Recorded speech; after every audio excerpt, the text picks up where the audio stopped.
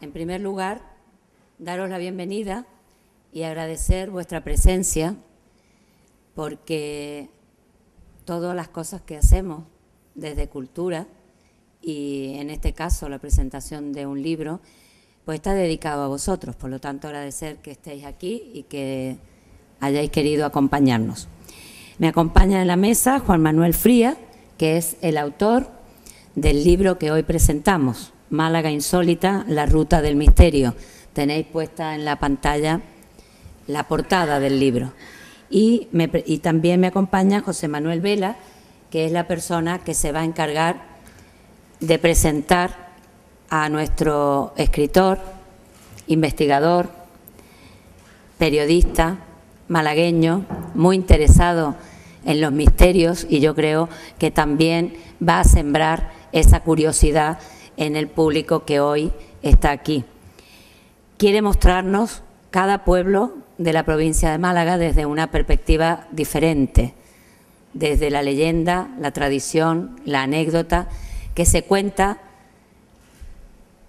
generación tras generación, que va de boca en boca, que constituye parte de la memoria colectiva de nuestros pueblos, que nos dan identidad y que él ha tenido a bien investigar, documentar y ahora compartir con todos nosotros a través de su libro. Por tanto, yo querría también darle las gracias por el trabajo que ha hecho y por permitirnos que podamos disfrutar de todo lo que nos va a mostrar. A los escépticos les despertará la curiosidad, no me cabe la menor duda, y a los que sean seguidores de estos temas, pues los motivará a seguir investigando y buscando los lugares y los rincones con ese misterio que él encontró. Por lo tanto, también es una forma de promocionar nuestros pueblos y de incitar a la gente a que vaya a visitar esos pueblos desde otra perspectiva y a buscar otras cosas. Por lo tanto, esta noche disfrutaremos de la presentación de este libro y le acompañaremos en el periplo que ahora inicia de presentaciones de su libro y de intentar que sea viable también el libro. Por lo tanto, quiero decir con esto que quien quiera adquirir el libro pues también va a tener oportunidad de eso esta noche. Muchas gracias. Buenas noches. En primer lugar, quiero agradecer la presencia de todos los asistentes. Creo que esta noche no va a dejar a nadie indiferente porque con José todo es posible. En segundo lugar, quiero agradecer al Ayuntamiento, en concreto a la Concejalía de Cultura y más concretamente a la concejala que hoy nos acompaña. Gracias por acompañarnos y gracias por hacernos llevar esto a cabo de tan buena manera. En segundo lugar, pues decir que como veleño me siento orgulloso de poder presentar un libro que está tan cerca de la gente, que si José me lo permite está escrito casi por la gente, porque son historias de la gente que él ha recogido y la ha plasmado en el papel, ¿no? Siendo breve, porque creo que él tiene mucho de qué hablar y sé que está deseando de ponerse a ello, quiero presentarlo y recordar un poco su trayectoria profesional en lo que a misterio se refiere, ¿no? En primer lugar, decir que José lleva más de 15 años pues, recorriendo toda España, siempre haciendo hincapié en la provincia de Málaga, buscando el misterio, yendo de archivo a archivo, de biblioteca en biblioteca, entrevistando a cientos de personas para encontrar lo que él piensa que puede darle alguna respuesta a sus enigmas, ¿no? Decir que ha participado en programas de televisión local y radiofónico, entrevistando a cientos de personas, tanto de interés nacional como internacional. De la misma manera, es corresponsal de programas tan importantes en el mundo del misterio como Milenio 3, Espacio en Blanco o Luces en la Oscuridad. también, y aunque quizás muchos de nosotros no lo hayamos visto, pero sé que ha salido, es colaborador de Cuarto Milenio y de Callejeros, que hizo aquí un programa en Benamocarra, donde la verdad que Callejero estuvo ahí un ratito muy bueno con él, ¿no? Ya yendo a la prensa gráfica, es corresponsal de Más Allá, de Año Cero y de Sexology. Hay que decir que este es su quinto libro, aunque quizás sea el más apreciado por todos, tanto por el esfuerzo realizado en él como por que sabíamos los que estábamos en esto que tenía un tesoro guardado y por fin ha empezado a sacarlo. Creo que no es el único, creo que tiene que sacar todavía alguno más. Y ya le voy a dejar la palabra para que se exprese, que creo que tiene para rato. Muy bien, pues muchas gracias por estar aquí, buenas noches a todos. Si me lo permiten, me voy a colocar en el atril porque la verdad es que soy tan inquieto que ni para dar una conferencia puedo estar sentado. Bueno, me gustaría comenzar, como se deben de empezar estas cosas, agradeciendo, ¿no? Agradeciendo a todas las personas que han hecho posible este evento, empezando por el Ayuntamiento de Vélez Málaga, que en todo momento pues ha mostrado un interés y una seriedad enorme a la hora de afrontar un reto como este, ¿no? Como ofrecer una ponencia sobre estos temas que mucha gente lo consideran un poquito fronterizos con la ciencia, ¿no? Agradecimiento que se hace extensible a la alcaldesa, doña María Salomé Arroyo, y por supuesto a la concejala de Cultura, doña Sara Sánchez. Por supuesto también a mi buen amigo y compañero José Manuel Vela, no solamente por esta presentación que ha hecho y por haber estado implicado también en la organización de este evento, sino también porque en cierto modo me ha ayudado y sigue ayudándome en la promoción de esta obra en Málaga. José Manuel Vela es un joven investigador, pero que desde luego tiene un futuro espléndido dentro del mundo del misterio. Él es director de la sección La Isla del Misterio, en Diario La Axarquía, donde también se ha sentido desde hace mucho tiempo comprometido con esta comarca. Pero sobre todo me gustaría agradecerles a ustedes el que estén aquí en un momento tan especial. Un momento especial por dos motivos yo creo que fundamentales. Uno de ellos porque esta es la primera vez que presento Málaga Insólita así en público, ¿no? A partir de ese momento voy a hacer otras ponencias en diferentes lugares de Málaga, pero esta, como digo, es la primera ocasión que tengo de ofrecer a la gente el resultado de una investigación importante. Y en segundo lugar, es un momento muy especial para mí porque voy a hablaros de un proyecto con el que he aprendido muchísimo, con el que he disfrutado como nunca durante todo el tiempo que estuve liado con él, y sobre todo porque me ha abierto los ojos a una realidad que yo creía pues prácticamente inexistente.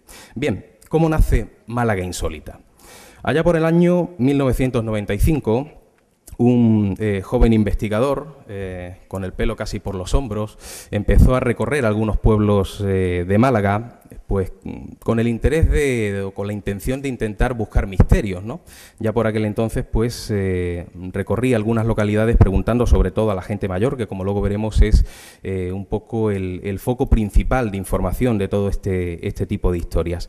Y ya en aquel entonces me di cuenta de que, pues, en cada localidad donde uno se para, donde comienza a hacer preguntas, donde empieza a indagar, existe algo de misterio. Ya en aquel entonces fui consciente de aquello.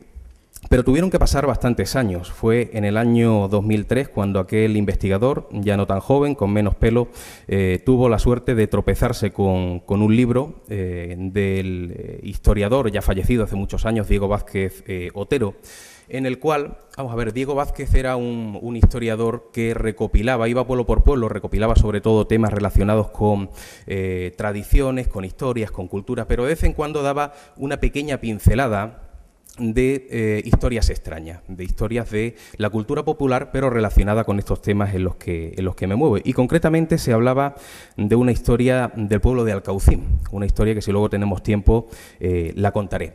El caso es que, interesado por ese tema, por esa historia de una maldición de un obispo que trajo como consecuencia una plaga de serpientes que atacaba a la gente, pues yo decidí, como investigador de campo, visitar la zona, ¿no?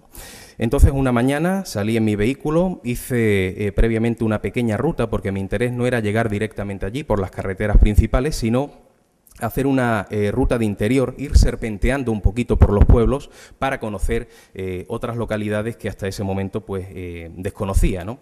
Lo curioso fue que nunca llegué a pisar Alcaucín aquel día, porque pueblo donde parara, localidad, pequeña localidad, pedanía, aldea, siempre me contaban una historia extraña, una historia curiosa, hasta el punto de que prácticamente cayó la noche y todavía estaba a mediación de la ruta. Y fue ahí cuando realmente me di cuenta de esa realidad de la que antes os hablaba, que el misterio no era como yo pensaba hasta entonces, algo que ocurría en un lugar determinado y uno tenía que ir a cubrirlo en ese momento concreto como un reportero del misterio, sino que lo enigmático, las historias curiosas, están prácticamente ubicadas en todas las localidades. Solo falta que alguien realmente se acerque a ellas para descubrirlo.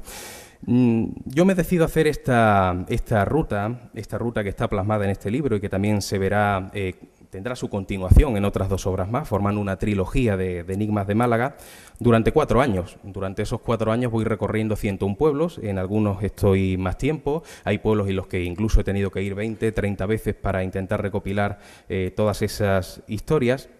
Y uno de los motivos fundamentales pues era que como investigador de temas de misterio me interesaba recoger todos esos enigmas, ¿no? O sea, hacer una especie de ruta, yo creo que única en España, porque sí es cierto que conozco compañeros que en otras provincias pues han sacado muchísimos libros donde se habla de misterios locales, donde se incluyen 20, 30, 40 historias que son bastante interesantes, pero hasta el momento nunca se había hecho, al menos que yo tenga constancia aquí en España, un estudio o una ruta sistemática que recorra todos los pueblos de una provincia. Y eso es lo que he hecho yo, recorrerlo uno a uno. Con lo cual, lo que empezó casi como algo de casualidad, ¿no? De un libro que me tropiezo, deseo visitar un pueblo, se convirtió finalmente en una especie de cruzada contra los misterios. A partir de ese momento dediqué mi tiempo y mi dinero a intentar pues acaparar todo lo que de extraño existen en los pueblos de Málaga. Pero hay todavía un motivo más importante que poco a poco me fui dando cuenta que tenía una mayor importancia. Y es que Málaga Insólita, más allá de un libro de misterios, es un libro que recoge la memoria popular de los pueblos. Hace varias décadas había una costumbre que, bueno, viene siendo costumbre desde el principio de la humanidad, ¿no? Que es la memoria oral. Antiguamente la gente mayor contaba las historias, sus hijos y sus nietos también se hacían eco de todo ese tipo de cosas. Era la costumbre el narrar sucesos, algunos simplemente a nivel histórico y algunos relacionados con el mundo de lo extraño, ¿no? Hacerlo a la luz de la lumbre, a la luz de la chimenea, en una noche de invierno, o en torno a una mesa camilla, con el calefactor, como se hacía antiguamente, o también en un típico patio andaluz, tomando vino. No sé, era algo que antiguamente se llevaba a cabo de forma casi continuada, porque siempre los descendientes se preocupaban de recuperar esas historias de los mayores. ¿Qué es lo que ocurre? En la actualidad eso ya no es así. La gente joven no se preocupa por las historias de los mayores y, por lo tanto, toda esa memoria popular que hoy día reside en la gente más mayor, dentro de 10, 15 o 20 años, con la muerte de esas personas mayores, pues habrá desaparecido. Todos esos enigmas, todas esas tradiciones, pues de alguna manera se irán también a la tumba, con lo cual todo lo que no se ponga por escrito desaparecerá para siempre. Y como digo, eso llegó a ser para mí tan importante como la propia difusión del misterio. O sea, llegó a preocuparme mucho más el hecho de intentar dejar por escrito, dejar para siempre este tipo de historias que sé que se perderán y que en un futuro pues solamente estarán en los libros de aquellos escritores o de aquellos investigadores que se hayan preocupado por recopilar todo eso. Y casi que me gustaría hacer pues una especie de llamamiento popular, porque evidentemente en este libro y en los que vendrán vienen muchas historias, pero no está todo. Posiblemente sea un 20%, un 30% de lo que realmente existe de curioso en Málaga. Con lo cual yo creo que cualquier persona puede colaborar a intentar recapitular toda esa memoria popular que es el sello de identidad de un pueblo, el sello de identidad de una provincia. No hace falta que sea en un libro así oficial, que esté en librerías. Hoy día a través de Internet cualquiera puede tener una página, un blog. Y todas esas historias que ustedes conozcan, por favor, ponerlas por escrito, porque todo eso, todo lo que quede por escrito es lo único que se mantendrá cuando esa memoria popular desaparezca. Quisiera hablarles un poquito de Málaga Insólita. Málaga Insólita es un libro que incluye 77 pueblos, de los 101, porque no han cabido todos por motivos de extensión, 185 historias, en el cual pues entra un poquito de todo, desde casas encantadas hasta las típicas leyendas de tesoros ocultos, los prodigios religiosos, que es prácticamente el 80% de los misterios de Málaga, o casi de toda España, es lo que más se daba en la antigüedad, historias de fantasmas, de avistamientos ovnis, encuentros con humanoides, figuras milagrosas, algún que otro personaje especial que anda rondando por ahí por el libro. Y luego, por supuesto, esos enigmas de la historia y de la arqueología, que aunque muchas personas desconozcan que están ahí y que están presentes dentro de la historia de la arqueología, son también muy importantes, como veremos luego en algunos de ellos. Es un libro fácil de leer porque está dividido por comarcas, subdividido por pueblos. Y sí es cierto que hay algunas personas que me preguntan el por qué, si yo terminé esta ruta, yo la comencé en el año 2003, la terminé en el 2007, ya por aquel entonces algunas personas me propusieron el editarlo, y he tardado pues un par de años en hacerlo. Y yo creo que ahí rompí en cierto modo ese sentimiento que tenemos los que nos dedicamos al periodismo de querer compartir las cosas con los demás. No sé por qué Málaga Insólita, o la información que yo había recapitulado con tanto esfuerzo durante 4 años, me dio como la impresión de que era mi pequeño tesoro. Eran cientos de lugares que nadie conocía y que solamente yo tenía pues ahí almacenado en borradores en mi casa, ¿no? Y ese pequeño tesoro lo he tenido egoístamente guardado durante mucho tiempo, ¿no? Pero bueno, gracias a Dios, al final he comprendido que las cosas hay que compartirlas, y que tan importante es la investigación como la difusión, porque no todo el mundo tiene la oportunidad de viajar, de conocer lugares especiales, y lo que yo consigo con aquello que investigo y que escribo es que las personas, de manera virtual o de manera real, una vez que lean el libro, puedan visitar todos esos lugares y hacerse eco también de estas historias. Historias cortas, porque este no es un libro de grandes casos. Ya el año que viene saldrá la segunda parte, donde sí incluyo, me parece, unas 40 historias un poquito más amplias. Las típicas historias donde hay mucha información, donde hay muchísimos testigos. Esto no, son pequeños fragmentos de la memoria popular, con lo cual estamos hablando de historias muy cortitas. Lo que sí quiero decir es que, a pesar de que durante esos 4 años me he esforzado muchísimo recorriendo cada una de las localidades, yo no soy el protagonista de esta historia. Los auténticos protagonistas son todos aquellos, muchos cientos de personas que han puesto en mis manos esta información. Sin esa información no existiría Málaga Insólita, con lo cual los protagonistas son tanto esas personas que han compartido sus conocimientos como los misterios en sí. Yo simplemente pues he tenido un poco la intención de hacer un de enlace entre la Málaga profunda y los lectores de esta obra, o aquellas personas que han puesto en mis manos todas esas historias. Está escrito a modo casi de guía de viaje o de mapa de carreteras de lo insólito, con lo cual es muy fácil para aquel que lea el libro pues hacer sus propios recorridos por todo Málaga, recorriendo pueblo por pueblo, conociendo historia por historia, lugar por lugar, y creo que se convierte en una especie de eso, de mapa de carreteras, que lo puede llevar uno en el coche y hacer rutas bastante curiosas. Es un libro que posiblemente sea más valorado dentro de 20 o 30 años más que ahora, porque, como antes decía, cuando esa memoria popular y ese sello de identidad desaparezca, solamente en libros como este pues podrá encontrar todo aquello que fue importante y que lo ha sido durante muchos siglos, y que, por desgracia, con el paso del tiempo, por las costumbres actuales, por el modo de vida actual, pues ha ido desapareciendo poco a poco, ha ido desapareciendo esa memoria popular. Pero bueno, yo creo que seguramente estarán deseando conocer historias de la Sarquía que tiene un papel fundamental en Málaga Insólita. Es la parte más extensa y en la que tiene más cantidad de casos. Vamos a empezar por Vélez Málaga, precisamente por este epicentro de la Sarquía y este epicentro de los misterios de esta comarca, que realmente es mágica. En el año 1592, doña María Calderón, una mujer de la nobleza, trajo desde Granada una imagen de la Virgen de los Remedios, que ya por aquel entonces era muy conocida por ser una imagen, en cierto modo, milagrosa. Se ubicó en la iglesia, la gente pues la adoraba, iba continuamente a pedir favores, pero decidieron hacer una ermita para, de alguna manera, tener un lugar especial donde poder cobijar la imagen, un lugar que fuera más especial que la propia iglesia, que fuera de devoción exclusiva a esa Virgen. ¿Qué es lo que pasó? Decidieron erigir la ermita en un lugar, como es el Cerro de San Cristóbal, donde ya existía anteriormente un templo pagano, sobre el cual se iba a hacer esta ermita. El problema estaba en la financiación. Ellos necesitaban dinero para aplanar lo que es el cerro, Y, bueno, consiguieron una cantidad determinada y los hombres del pueblo pues comenzaron a trabajar en ese sentido. Al poco tiempo el dinero empieza a escasear, empieza a faltar y ese proyecto se paraliza. Se deja de construir la ermita, se queda a la mediación y ocurre algo que yo creo que es casi una gesta, casi de héroes, y es que las mujeres del pueblo, a espaldas de sus maridos, decidieron escaparse por las noches para, con herramientas que ellas cogían a escondidas, aplanar el cerro. Bueno, una idea totalmente descabellada, pero como digo, bastante heroica, ¿no? Era totalmente imposible que ellas consiguieran manualmente aplanar lo que era la montaña que estamos viendo ahí, ¿no?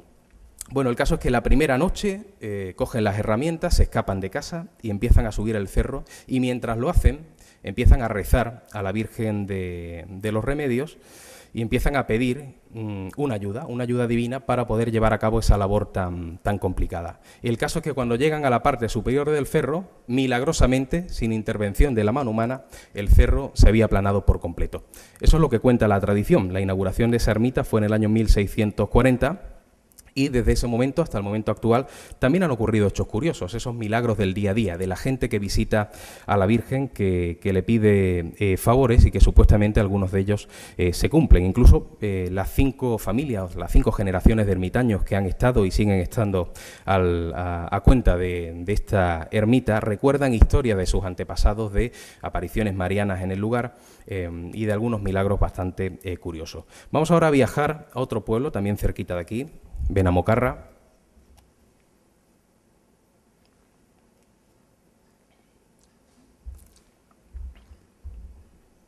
Bueno, estamos viendo el cortijo de Lucena. Es un cortijo que ha sido relativamente conocido por la asistencia, porque nació en él y en él vivió hasta que falleció José Lucena, conocido como el poeta campesino, pero sobre todo porque en el pasado ocurrió un suceso bastante curioso. En aquella época, digamos que la gente, tanto en estos pueblos como en la capital, en Málaga capital, solían ser bastante hospitalarios con la gente pobre, con la gente necesitada. Entonces a veces llegaban mendigos a algunas de las fincas, entre ellos al cortijo Lucena, pedían comida, pedían incluso quedarse a dormir alguna que otra noche. Y bueno, un día cualquiera llega un curioso mendigo, que vestía una especie de túnica, que tenía el pelo largo, un rostro un tanto misterioso, y pidió a los dueños del cortijo pasar una noche, ¿no? Y bueno, los dueños evidentemente permitieron que se quedara a dormir, le dieron una habitación concreta que tenía su salida por una de las partes posteriores de la finca. Y esa misma noche que había una fiesta en el pueblo, los dueños de este cortijo de Lucena se marcharon al pueblo y dejaron al mendigo en esa habitación, estaba durmiendo. Bueno, cuando llegan a la mañana siguiente, se encuentran que en ese momento el mendigo se está marchando. Pero antes de marcharse, dice a los dueños de la casa: ahí les he dejado un regalo, ¿no? Claro, se quedan un poquito asombrados con esa curiosidad de ver qué regalo les había dado. Cuando entran en la habitación, vamos a ver si podemos pasar la siguiente fotografía, porque es bien curioso, se encuentran con esa imagen de un Cristo. No tiene ningún tipo de valor artístico, pero sí sentimental, porque ese Cristo además tenía el mismo rostro de aquel mendigo. Ahora lo vamos a ver. Esta imagen está un poquito oscura, pero ese rostro representaría la imagen de aquel curioso mendigo. La verdad es que lleva 2 siglos ahí la imagen. Hay veces que, sobre todo en la época de la Guerra Civil, han intentado pintarla, taparla y escupía la pintura. Hay personas que dicen que tiene un poder especial porque mantiene el mismo color, la misma intensidad que en aquel momento en el que se hizo. Y bueno, muchas personas relacionan a aquel mendigo con el propio Jesús de Nazaret. De hecho, esta es una historia que ya me la he tropezado en otros lugares. Por ejemplo, a mediados del siglo XVIII, en Málaga capital, en la zona de la Plaza de Arriola, también llegó un mendigo, llegó en un barco, y bueno, pidió asilo en la casa de los señores de Cabrilla. Estos señores le dejaron una habitación, lo cerraron con llave porque no se fiaban excesivamente de aquella persona. Y bueno, a la mañana siguiente, viendo que el mendigo no se levantaba o no hacía intención de salir de la habitación, la abren y se encuentra que el mendigo ha desaparecido, pero que sobre la cama se encuentra un busto, una figura de Jesús de Nazaret de tamaño natural, de tamaño bastante grande, con el rostro de aquel mendigo. Ahí no estamos hablando de una pintura como esta, sino que hablamos de una imagen, de una talla de madera. Bueno, fue tan importante en aquel entonces que esa figura fue fue procesionada a la iglesia de Santo Domingo, al templo de Santo Domingo, donde tuvo su retablo, e incluso fue sacada en procesión en Semana Santa durante un tiempo como nuestro Padre Jesús de Cabrilla. Con el paso del tiempo se perdió la imagen, se perdió la tradición, pero como digo, no es la primera vez que surge esa imagen del mendigo misterioso en algunos lugares de Málaga. Mendigo que muchos relacionan con la propia figura de Jesús de Nazaret como personaje que viene a la tierra para comprobar si todavía hay personas que tienen hospitalidad y que tienen amor por el prójimo.